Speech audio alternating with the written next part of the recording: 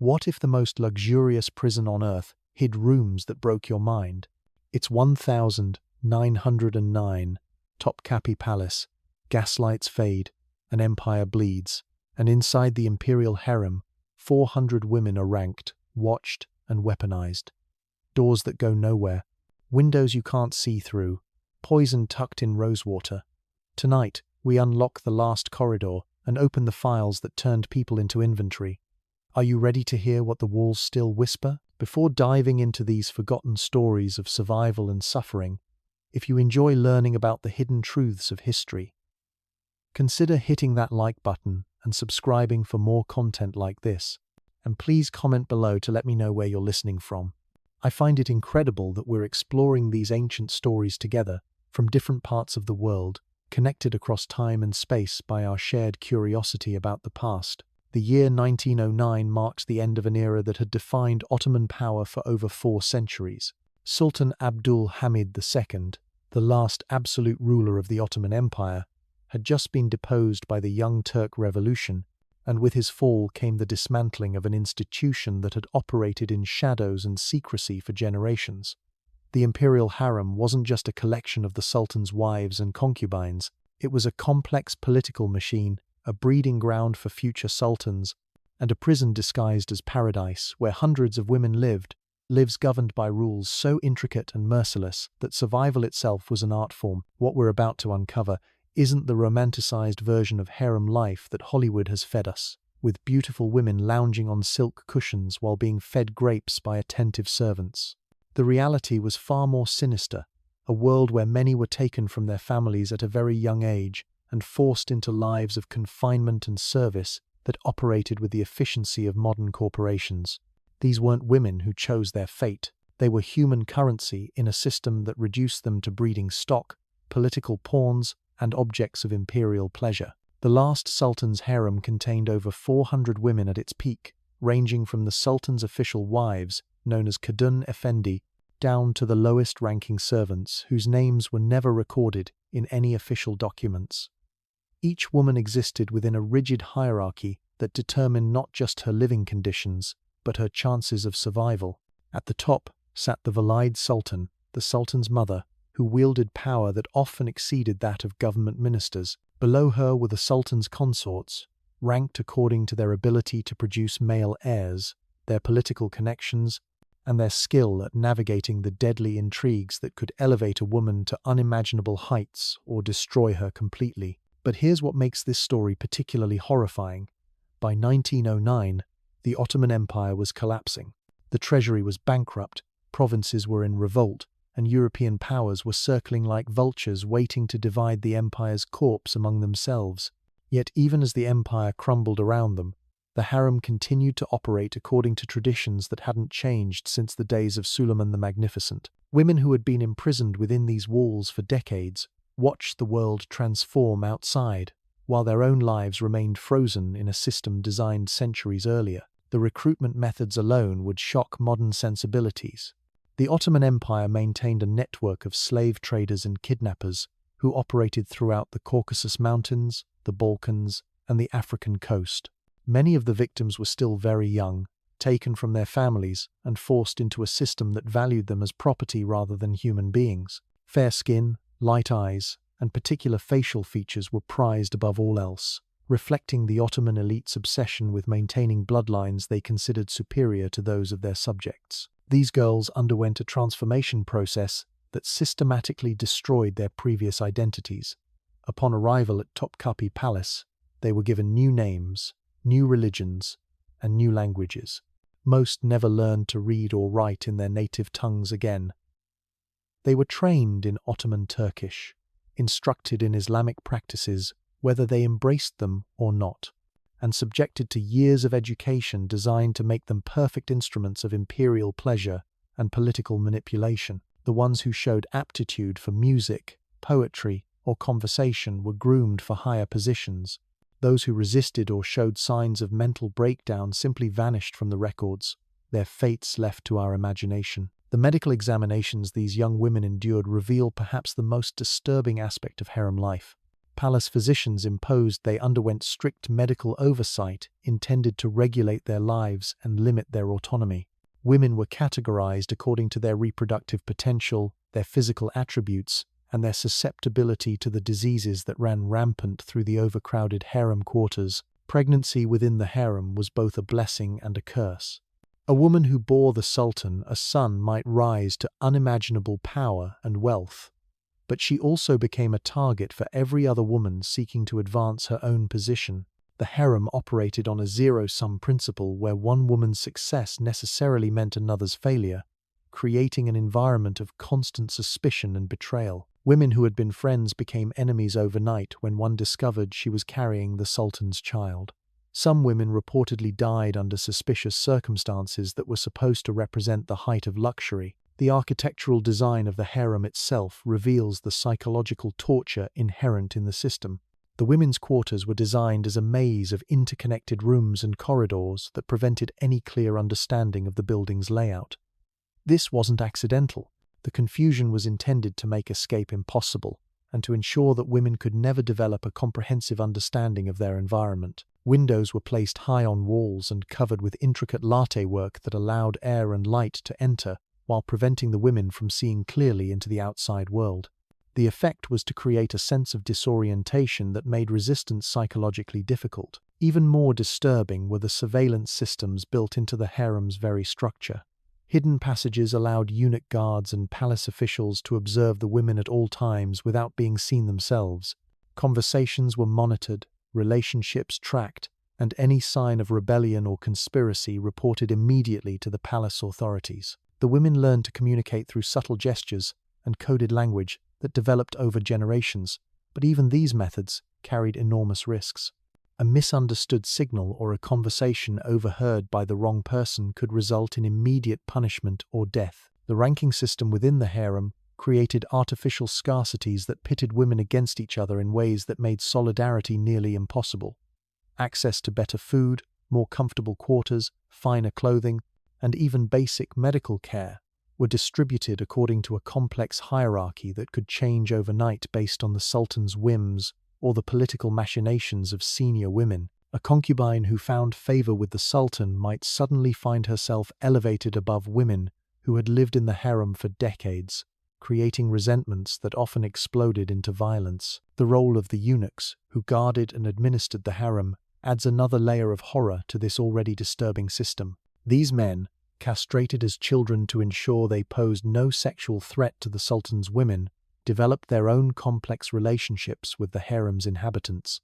Some became protectors and confidants, offering the only male companionship these women would ever know. Others became sadistic tormentors, who used their positions of power to inflict psychological and physical abuse on women who had no recourse or protection. The eunuchs themselves were victims of the same system that oppressed the women they guarded.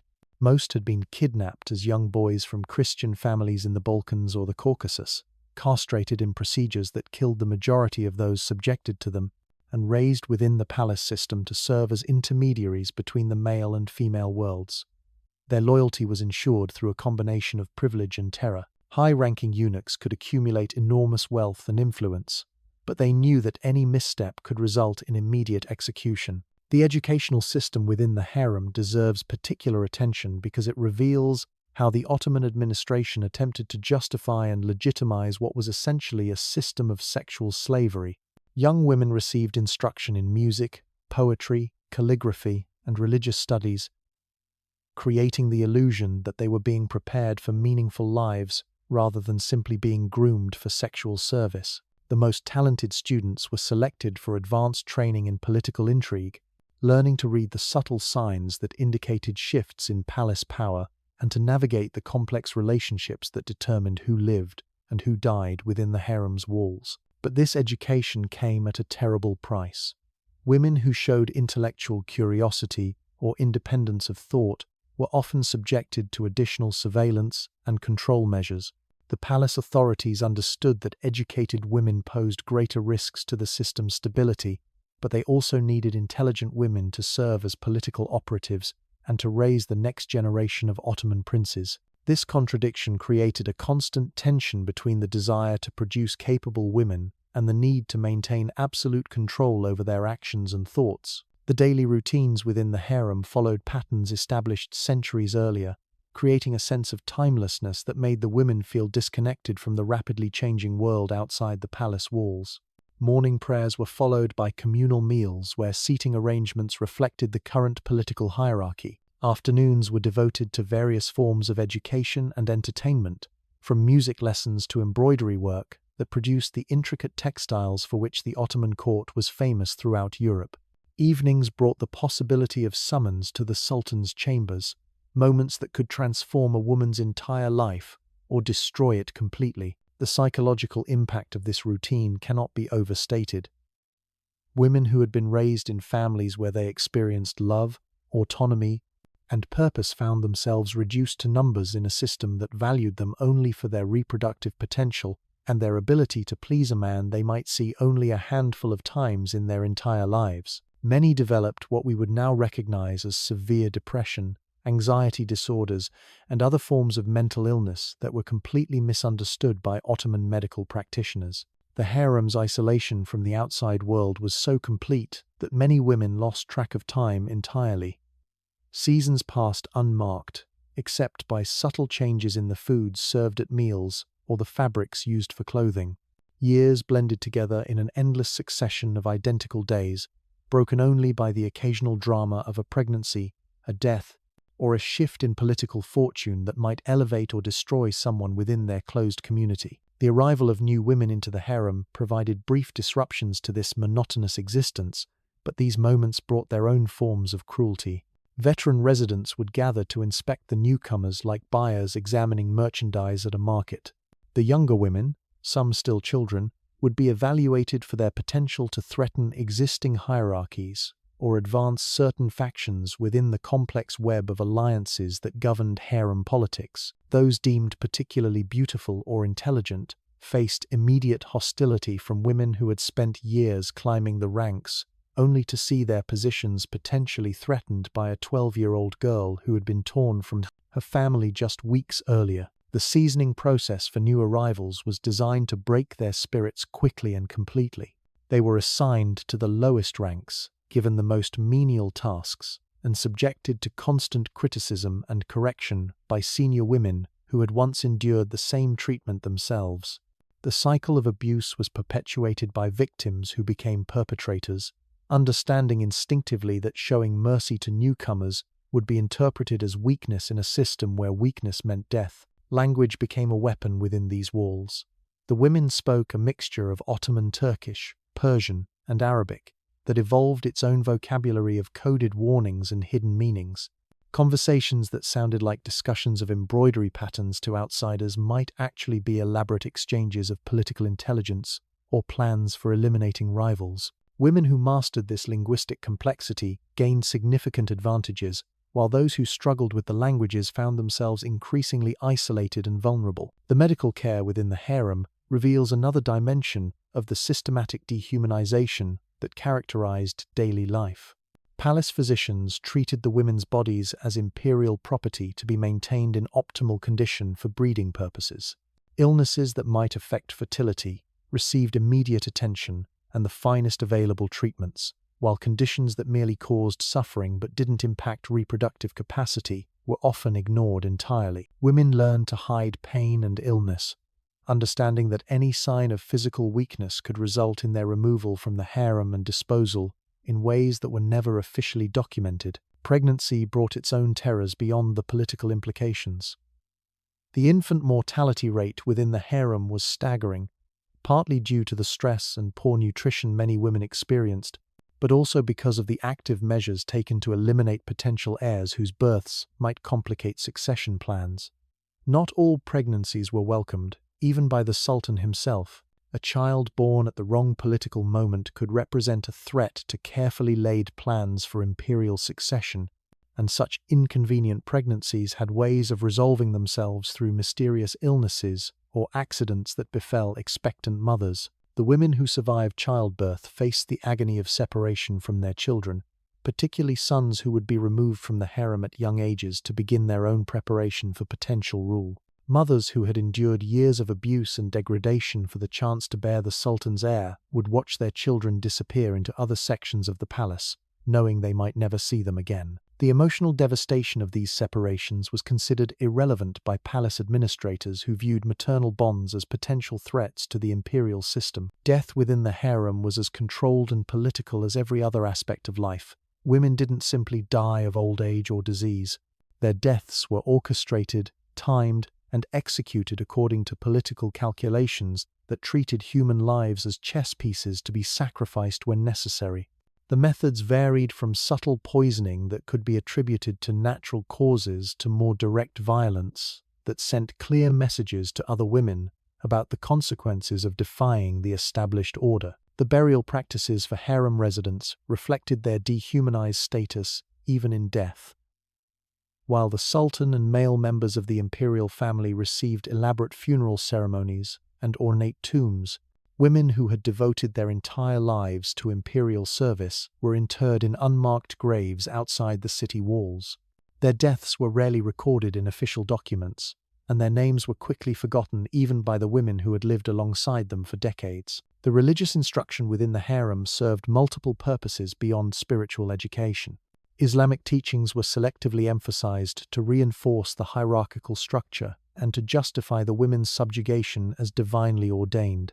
Verses about submission, patience, and acceptance of divine will were repeated constantly, while passages about justice, equality, and human dignity were carefully omitted from their religious education. This theological manipulation created a spiritual framework that made resistance seem not just futile, but sinful. The economic dimensions of harem life reveal how completely the women were integrated into the empire's financial systems as assets rather than people.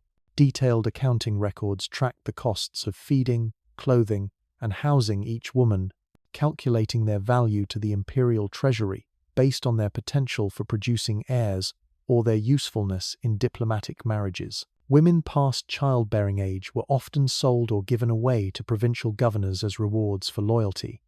Their decades of service reduced to simple bookkeeping entries. The artistic and cultural activities within the harem, while providing some relief from the monotony and terror of daily life, also served as subtle forms of control.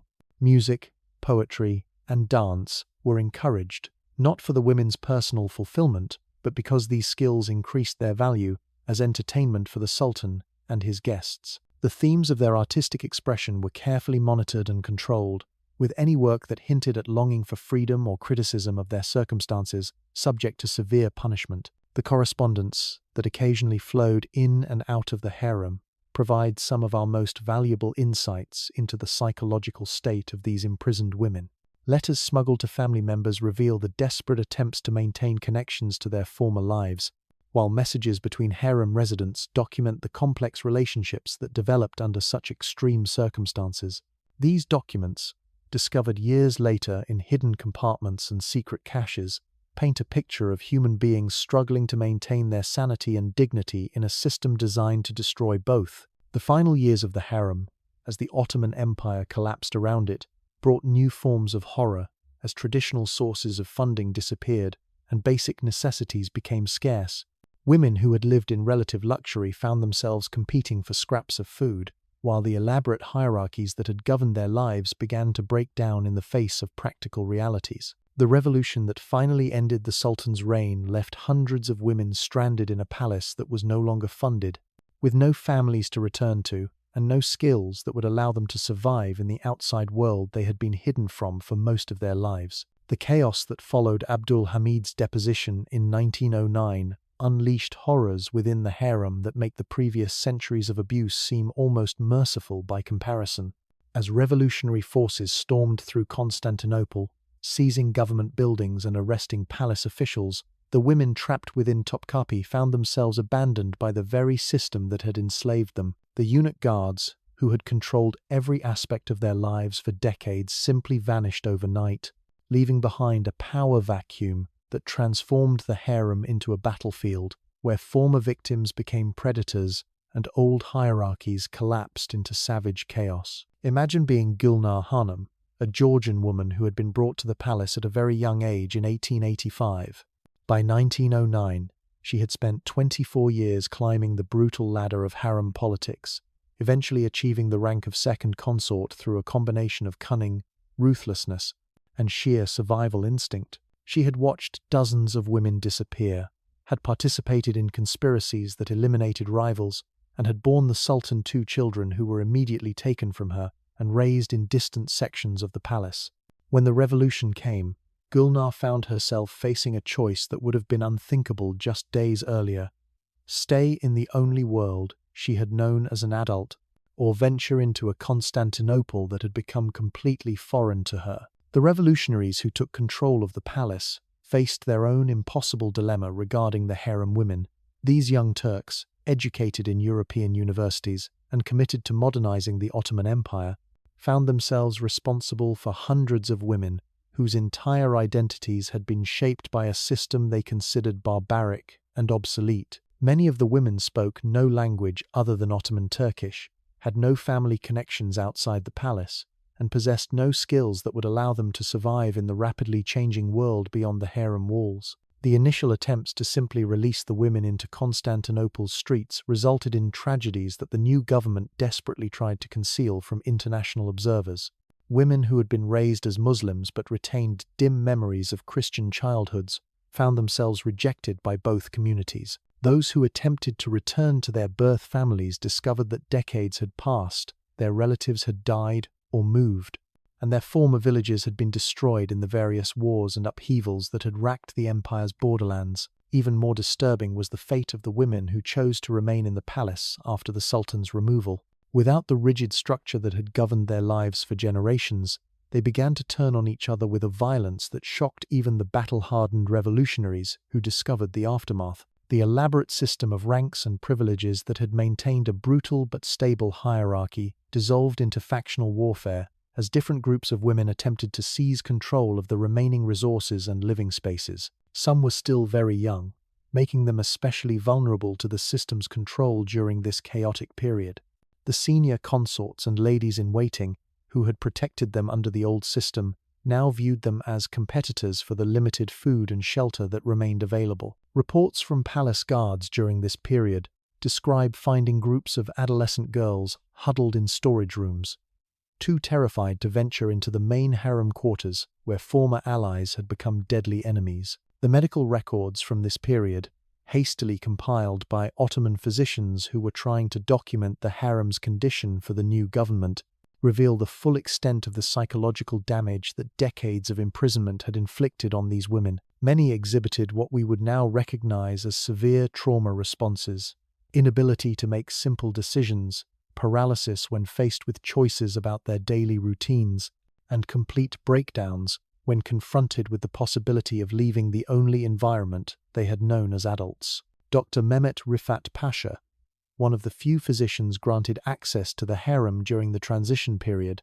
wrote extensively about his observations, though his reports were classified and hidden away in government archives for decades. He described women who had developed elaborate ritual behaviors that served no practical purpose but provided psychological comfort in an environment where every other aspect of their lives had been controlled by others. Some would spend hours arranging and rearranging their few possessions in precise patterns, while others had developed compulsive habits around eating or personal grooming that continued even when resources became scarce. Perhaps most tragically, many of the women had become so institutionalized that they begged to be returned to their former conditions of servitude rather than face the uncertainty of freedom.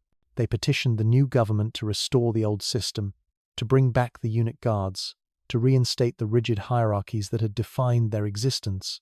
The concept of personal autonomy had become so foreign to them that they experienced it as a form of torture rather than liberation. The children born within the harem during its final years faced their own unique horrors.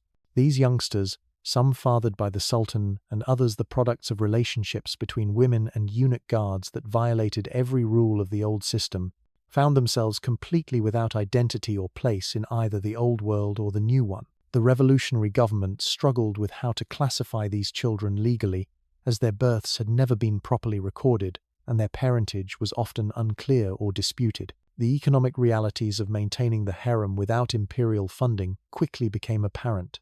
The elaborate systems that had provided food, clothing, medical care, and basic maintenance for hundreds of women required resources that the bankrupt Ottoman treasury could no longer provide. Women who had lived in relative luxury found themselves competing for scraps of bread, while the beautiful silk garments and jewelry that had marked their status were gradually sold off to pay for basic necessities. The international dimension of the harem's dissolution created diplomatic complications that persisted for years after the revolution. Many of the women were technically subjects of other nations: Russians from the Caucasus, Bulgarians and Serbs from the Balkans, Circassians and Georgians whose homelands had been conquered by the expanding Russian Empire. The new Turkish government found itself fielding inquiries from foreign diplomats seeking to locate specific individuals who had disappeared into the harem decades earlier. Some of these diplomatic investigations revealed family dramas that read like Gothic novels. Russian officials searching for a Georgian princess named Tamar discovered that she had been living in the harem under the name Nur Hanım for 30 years, had borne 3 children to the Sultan, and had completely forgotten her native language. When her surviving brother arrived from Tbilisi to take her home, she refused to acknowledge their relationship and insisted that her only family was the other harem women who had shared her captivity. The religious complications proved equally complex. Many women had been forced to convert to Islam upon entering the harem, but their conversions had been purely nominal, conducted under duress, and without any genuine understanding of or commitment to their new faith. When Christian missionaries arrived in Constantinople offering to help these women return to their original religions, they discovered that decades of Islamic practice had created hybrid belief systems that combined elements from multiple traditions in ways that satisfied neither Christian nor Muslim authorities. The fate of the harem's extensive library provides another window into the systematic destruction of these women's intellectual lives. The palace had maintained collections of poetry, religious texts, and historical chronicles written by and for the harem's inhabitants over several centuries. When revolutionaries seized control of the palace, they discovered that many of these works contained coded criticism of the imperial system and detailed accounts of the abuses perpetrated against the women. Rather than preserve these documents as historical evidence, the new government ordered most of them burned to avoid international embarrassment. The architectural spaces of the harem itself became monuments to institutional cruelty during the transition period. Rooms that had housed hundreds of women stood empty, their ornate decorations serving as mockery of the suffering that had occurred within their walls. The famous baths where women had been prepared for the Sultan's pleasure became repositories for abandoned personal belongings, mirrors, cosmetics, items of clothing, and small treasures that represented the only private possessions these women had been allowed to keep. The networks of hidden passages and secret chambers that had been used for surveillance during the harem's active years revealed new horrors when they were finally explored by the revolutionary authorities. Some contained the archaeological evidence suggests that some women may have perished in hidden chambers as punishment for various transgressions, while others held caches of poison and other substances that had been used to eliminate inconvenient residents over the centuries. The testimony of the surviving eunuchs, when they could be located and persuaded to speak, provided the most detailed accounts of the harem's internal operations during its final years. These men, who had been castrated as children and raised within the palace system, possessed institutional knowledge that spanned decades. Their revelations about the methods used to control the women, the systematic breeding programs designed to produce superior heirs, and the elaborate schemes for eliminating potential threats painted a picture of cruelty that exceeded even the most sensational accounts that had circulated in European newspapers. One particularly disturbing testimony came from Hachu Mehmet Ağa, a senior eunuch who had served in the harem for over 40 years before fleeing during the revolution. He described in clinical detail the procedures used to break in new arrivals, the psychological techniques employed to destroy their connections to their former lives, and the rewards offered to women who successfully recruited and trained newcomers to the system. His account reveals how victims were systematically transformed into perpetrators, creating a self-perpetuating cycle of abuse that required minimal oversight from palace authorities. The medical experiments conducted within the harem during its later years represent perhaps the darkest chapter in this already horrific story. Captive women were sometimes subjected to unethical medical practices, reflecting how their health and autonomy were disregarded. These experiments, documented in medical journals that were hidden away in palace archives, resulted in permanent disabilities, disfigurement, and death for numerous women whose names were never recorded in any official mortality records. The psychological manipulation techniques employed within the harem were sophisticated enough to impress modern experts in coercive control. Women were taught to compete against each other for basic necessities while being indoctrinated to believe that their welfare depended entirely on pleasing their captors. Those who showed signs of resistance or independent thinking were subjected to isolation techniques that could break even the strongest personalities within weeks. The revelation that emerged during the palace investigations was that the harem had continued to acquire new women right up until the revolution, despite the empire's obvious political and financial instability. Slave traders operating in the Balkans and the Caucasus had maintained their networks and continued delivering young girls to Constantinople, even as revolutionary forces were organizing in the capital. Even in its final years, very young girls continued to be brought into the palace, subjected to the same harsh system. These final victims of the Ottoman harem system faced perhaps the worst fate of all. They arrived in a world that was already collapsing but were subjected to the full horror of the initiation process before being abandoned when the revolution succeeded. Revolutionary forces found them in various stages of the training process, some still wearing the clothes they had arrived in, others already bearing the physical and psychological marks of their intended transformation into imperial concubines. The aftermath of the harem's dissolution would continue to generate tragedies for decades, as former inmates struggled to build lives in a world they had been isolated from for most of their existence.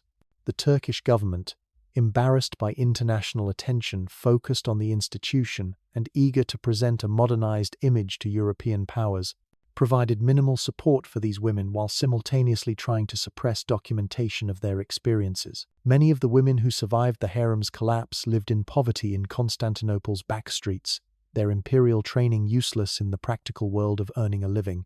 They formed small communities of mutual support, but these groups were often torn apart by the same competitive dynamics that had governed their relationships within the palace walls. The patterns of manipulation and betrayal that they had learned as survival techniques proved destructive when applied to relationships with people who were not their captors. The children born to these former harem women faced their own unique struggles in the years following the dissolution. Many had been conceived during the chaotic final period when traditional structures were breaking down, making their parentage uncertain and their legal status ambiguous. These children grew up hearing fragmented stories about their mothers' experiences, tales so horrific that many refused to believe them, dismissing them as the delusions of traumatized women who had lost touch with reality. Some of the younger women who escaped the harem attempted to return to their birth families, only to discover that their relatives had given them up for dead decades earlier. In many cases, their families had held funeral ceremonies and buried empty coffins, making their sudden reappearance feel like encounters with ghosts. The cultural and linguistic changes that had occurred during their absence made communication nearly impossible, while their modified appearances and mannerisms marked them as foreigners in their own homelands. The documentation process undertaken by the new Turkish government revealed systematic record-keeping that was both meticulous and deliberately obscure. Palace administrators had maintained detailed inventories of the women's physical attributes, reproductive histories, and behavioral assessments, but these records used coded language and numerical systems that made identifying specific individuals nearly impossible. Women who had lived under multiple names during their captivity found themselves unable to prove their original identities, trapping them in bureaucratic limbos that prevented them from claiming any form of official recognition or compensation. International relief organizations that attempted to assist former harem residents encountered cultural barriers that made their work almost impossible. Western women who arrived in Constantinople with good intentions discovered that many of the survivors had been so thoroughly conditioned to distrust outsiders that they refused help, viewing any offer of assistance as another form of manipulation. The language barriers were compounded by the fact that many of the women spoke dialects that had evolved within the harem itself, incorporating elements from dozens of different languages into a unique patois that was incomprehensible to native speakers of any single tongue. The Turkish authorities' attempts to relocate former harem women to other parts of the empire often resulted in additional tragedies. Women who were sent to provincial towns found themselves objects of curiosity and suspicion, their imperial connections making them targets for local resentments against the fallen Ottoman system. In some cases, they were accused of witchcraft or of carrying diseases, leading to mob violence that the weakened provincial governments were unable or unwilling to prevent. The economic exploitation of these vulnerable women continued long after their official liberation.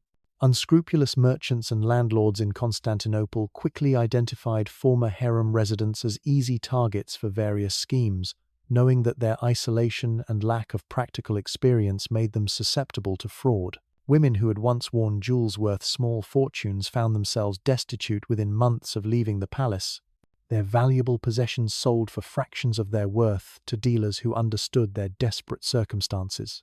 The psychological trauma manifested in ways that Ottoman medical practitioners were completely unprepared to address.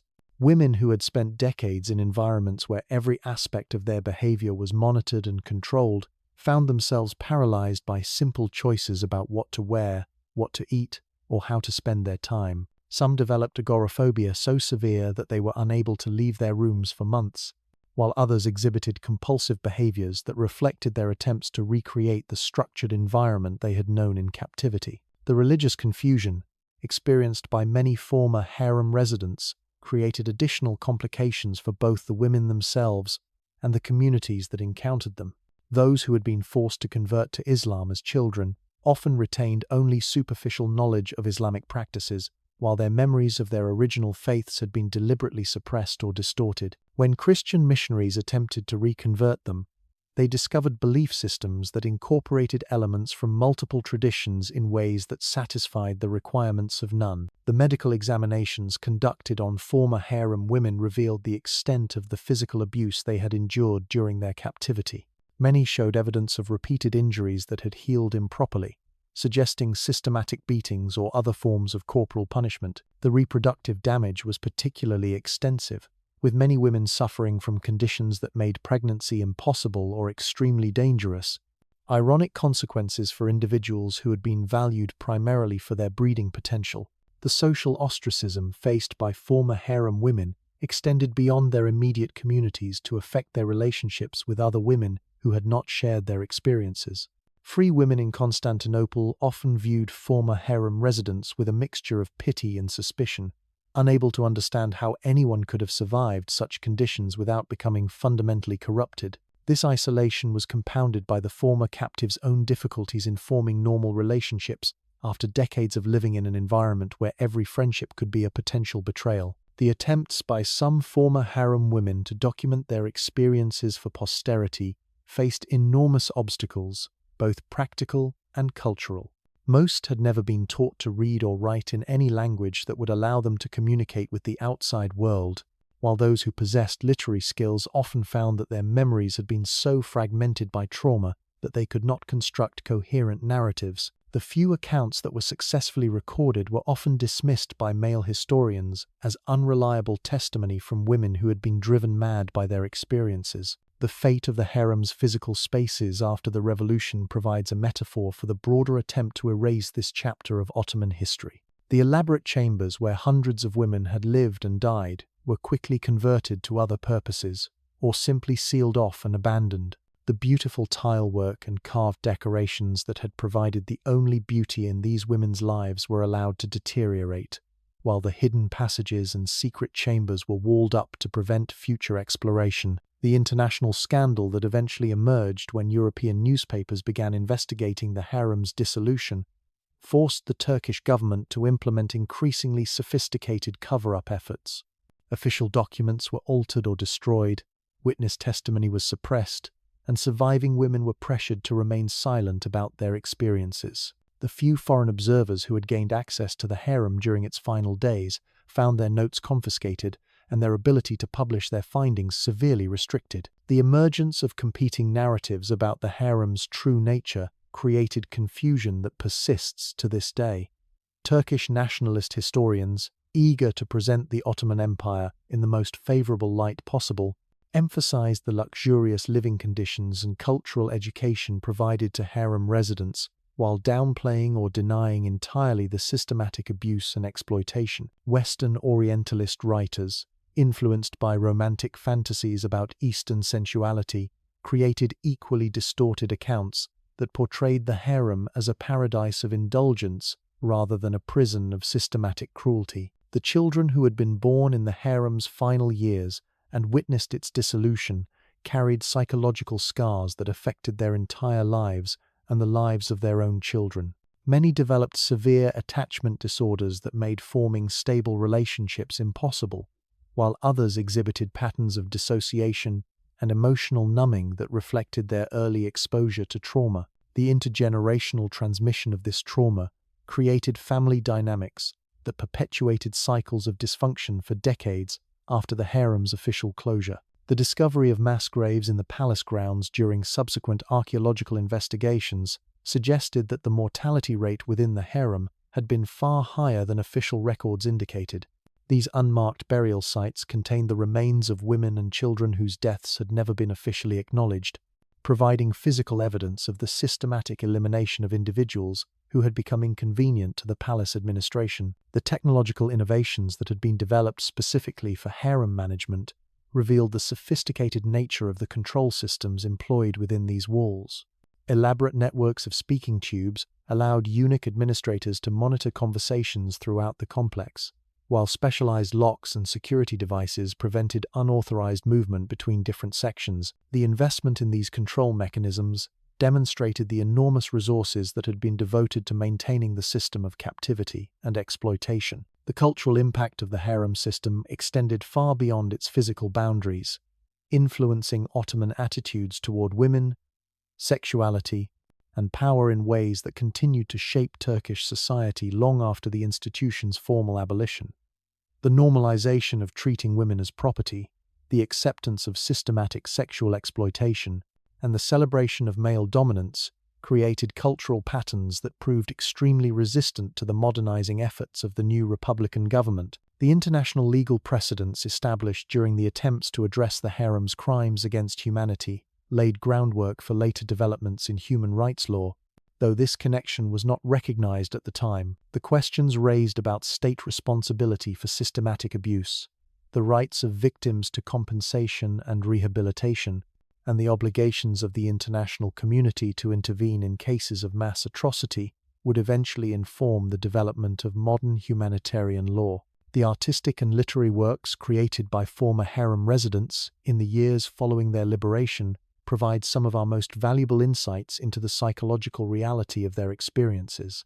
These poems, songs, and visual artworks, created despite their creators' limited literacy and artistic training, express truths about human suffering and resilience that official documents and historical analyses cannot capture. The themes of loss, betrayal, survival, and the search for identity that permeate these works reflect the universal human capacity to create meaning from even the most dehumanizing experiences. The medical research conducted on trauma and recovery in the decades following the harem's dissolution drew heavily on observations of former harem residents, though their contributions were rarely acknowledged in the scientific literature. The patterns of psychological adaptation and breakdown exhibited by these women provided early insights into what would later be recognized as complex post-traumatic stress disorder, dissociative disorders, and the long-term effects of systematic captivity and abuse. The economic analysis of the harem system reveals it to have been one of history's most sophisticated examples of human trafficking and sexual exploitation,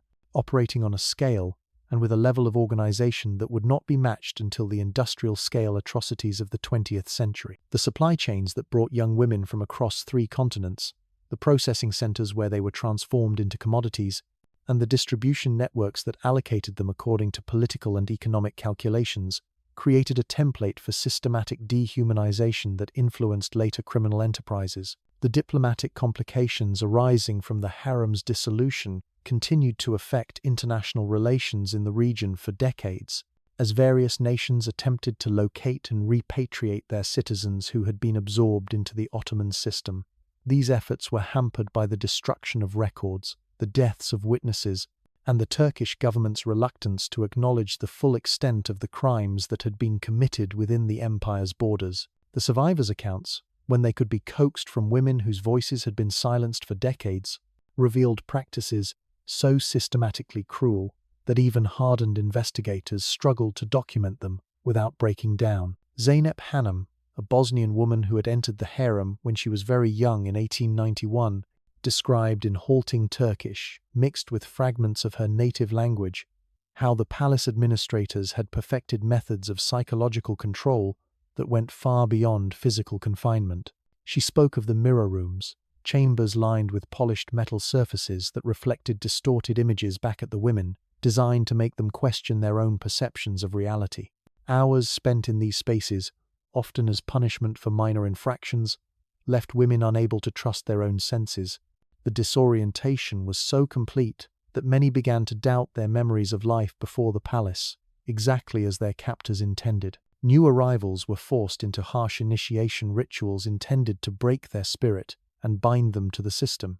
Women who had been victims just months earlier were required to participate in the initiation of fresh captives, creating cycles of trauma that ensured no one remained innocent enough to serve as a moral compass for the group. The Palace of Tears, as some women called it in their private conversations, had developed its own ecosystem of survival that operated according to rules that inverted every normal human relationship. Mothers competed against their own daughters for the Sultan's attention. Sisters betrayed each other for scraps of additional food or slightly better sleeping quarters. Women who had shared beds and secrets for years would turn on each other the moment one showed signs of pregnancy or imperial favor. Dr. Osman Hamdi Bey, the Ottoman archaeologist, who was granted access to document the palace's art treasures during the transition, discovered hidden chambers behind false walls that contained evidence of the harem's most secret practices. These rooms held collections of restraining devices, medical instruments designed for procedures that served no therapeutic purpose, and detailed charts tracking the menstrual cycles, emotional states, and behavioral patterns of hundreds of women across multiple decades. The precision of these records was staggering. Palace administrators had maintained files on each woman that included not just physical measurements and reproductive history, but psychological assessments that noted their responses to different forms of manipulation, their relationships with other residents, and their potential usefulness in various political schemes. These documents revealed a level of systematic dehumanization that treated the women as laboratory subjects in an ongoing experiment in human control. The dietary control exercised within the harem went far beyond simple nutrition management. Different women received carefully calibrated combinations of foods and medicines designed to affect their fertility, their emotional states, and even their physical appearance. Those deemed too independent were given substances that dulled their mental faculties, while women showing signs of depression received stimulants that made them more compliant, but also more likely to develop dependencies that further trapped them in the system. The seasonal rituals that marked the passage of time within the harem walls served multiple purposes beyond their apparent ceremonial functions. These elaborate celebrations of Islamic holidays and Ottoman victories provided cover for the systematic rotation of women between different sections of the complex, allowing administrators to separate friends, break up potential conspiracies, and reward or punish individuals without creating obvious patterns that might be noticed by outside observers. During these festivals, the palace's most valuable women were displayed for visiting dignitaries in carefully choreographed presentations that resembled nothing so much as livestock exhibitions. Foreign ambassadors and provincial governors were invited to observe the Sultan's collection, their reactions carefully noted and used to inform decisions about which women might be suitable for diplomatic gifts or political marriages. The language restrictions imposed within the harem were designed not just to prevent communication with the outside world, but to gradually erode the women's connections to their own identities. Native languages were forbidden, and women caught speaking in their birth tongues faced severe punishments that escalated with each offense. Over time, many lost the ability to express complex thoughts or emotions in any language, their vocabulary reduced to the basic terms necessary for daily survival and sexual service. The musical training provided to selected harem residents served purposes that went far beyond entertainment. The songs they learned contained coded messages about submission, acceptance, and the futility of resistance. More sinisterly, The musical performances served as cover for other activities, their rhythms and melodies masking sounds that the palace authorities preferred to keep hidden from any potential observers. The bathing rituals that consumed hours of each day were elaborate ceremonies of degradation disguised as luxury. Women were required to bathe together in specific combinations determined by their current status within the hierarchy, creating artificial intimacies that could be manipulated by administrators seeking to gather intelligence about potential rebellions or romantic attachments that might threaten the established order. The water temperatures, the oils used, even the sequence of washing procedures were all carefully regulated according to protocols developed over centuries of experimentation in human control. These seemingly pampered experiences were actually sophisticated forms of psychological conditioning that reinforced the women's status as objects to be prepared and presented rather than human beings with agency over their own bodies. The authorities even interfered with women's ability to bear children, treating fertility as a tool of power. The medical procedures performed without consent included. Some were subjected to unethical medical practices that caused lasting harm to trauma. These procedures were conducted by palace physicians who viewed their patients as imperial property to be maintained and modified according to the needs of the state. The intelligence networks that operated within the harem walls were more sophisticated than those employed in many government ministries. Women were systematically recruited as informants against each other, their reports used to compile dossiers that tracked every relationship, every conversation, every sign of discontent or potential rebellion. The most successful informants were rewarded with better living conditions and protection from the worst abuses, creating powerful incentives for betrayal that made genuine solidarity nearly impossible. The punishment systems employed within the harem were designed to be both physically devastating and psychologically demoralizing. Public humiliations were staged to demonstrate the consequences of disobedience, while private tortures were employed to break the spirits of women who showed signs of leadership or resistance. The most effective punishments were those that turned the victim's own emotions and relationships against them, forcing them to choose between their own welfare and that of other women they had come to care about. The architectural modifications made to the harem during its final decades reflected increasingly sophisticated understanding of psychological control techniques. New construction projects created maze-like corridors that prevented residents from developing clear mental maps of their environment, while the installation of false windows and doors created disorientation that made escape planning nearly impossible. The lighting systems were carefully designed to create perpetual twilight that made tracking time difficult, while the acoustic properties of different rooms were modified to enhance surveillance capabilities and to create echo effects that made private conversations impossible. Every aspect of the physical environment was engineered to reinforce the residents' psychological dependence on their captors. The educational programs offered to selected harem residents were sophisticated forms of indoctrination that taught them to see their captivity as privilege rather than abuse. Advanced students learned to read and write, but only texts that reinforced Ottoman imperial ideology and Islamic teachings about female submission. They studied history, but versions that portrayed the harem system as a benevolent institution that rescued women from poverty and barbarism. The mathematical instruction they received focused on accounting procedures that would allow them to manage household finances should they eventually be granted to provincial governors as wives or concubines. Their artistic training emphasized skills that would make them more valuable as gifts or diplomatic tokens, rather than forms of expression that might provide personal fulfillment or emotional release. The marble corridors of Topkapi Palace stand empty now, their silence no longer enforced by terror but by abandonment. The latticed windows that once prevented hundreds of women from seeing the world beyond their prison now frame nothing but dust and decay. Yet in those shadows, in the spaces between the carefully sanitized historical accounts and the romanticized fantasies of Orientalist literature, the voices of the forgotten still whisper their truths to anyone willing to listen. The Ottoman harem wasn't just an institution of sexual slavery disguised as imperial luxury. It was humanity's capacity for systematic cruelty, refined into an art form that consumed countless lives, while their suffering enriched an empire that claimed divine mandate for its brutality.